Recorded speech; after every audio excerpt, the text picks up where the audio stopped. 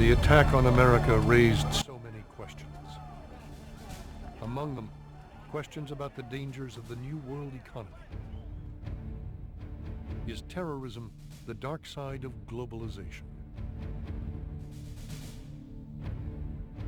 Up until September 11th, there was a sense that this movement towards globalization really was irreversible.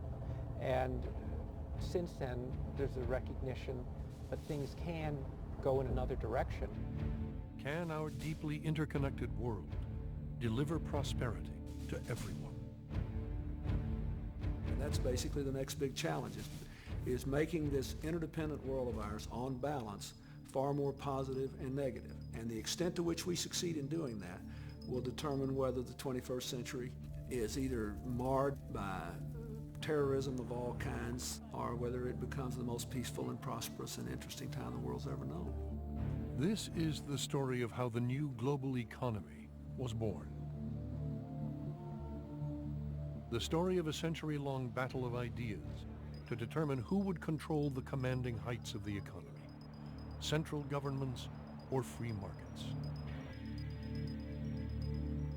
In the 1990s, a worldwide capitalist revolution fueled the new era of globalization, the greatest expansion of world trade in history.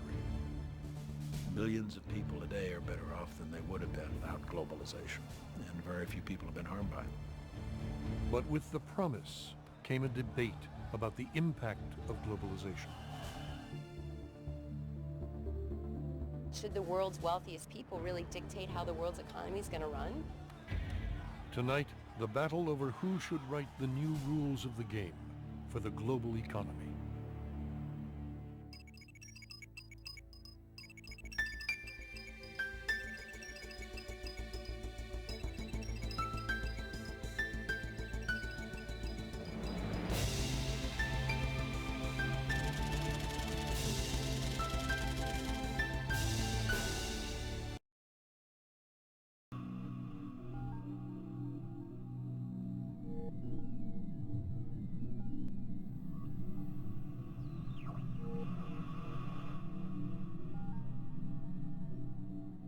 Out of the sorrow of September 11th, I see opportunity.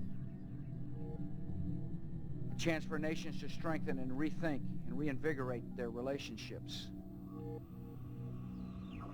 When nations open their markets to the world, they find in America a trading partner, an investor, and a friend.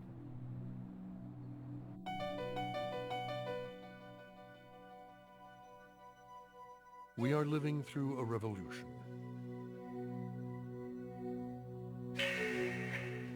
The 1990s saw the creation of a new kind of global economy.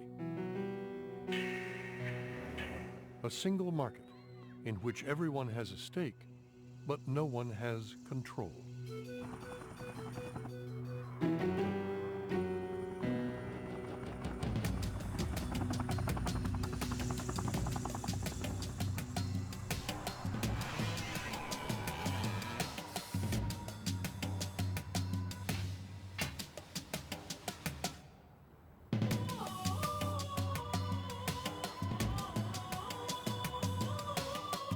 Globalization has brought unprecedented prosperity.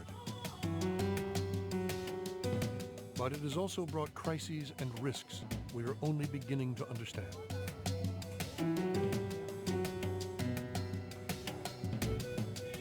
It has unleashed a worldwide debate about wealth and poverty, about the rules of the game for this new era of globalization.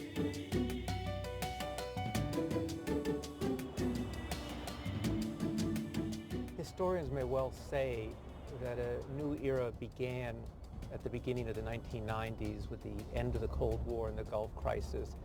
And that was this new era of globalization, of a world being tied together by flows of investment, of trade, of ideas, of culture, of people traveling all the time. And it happened very fast, and as so often happened, the change came more quickly than the ability of thinking to catch up and understand the change. But to understand where we are today and where we're going, we have to understand this recent past.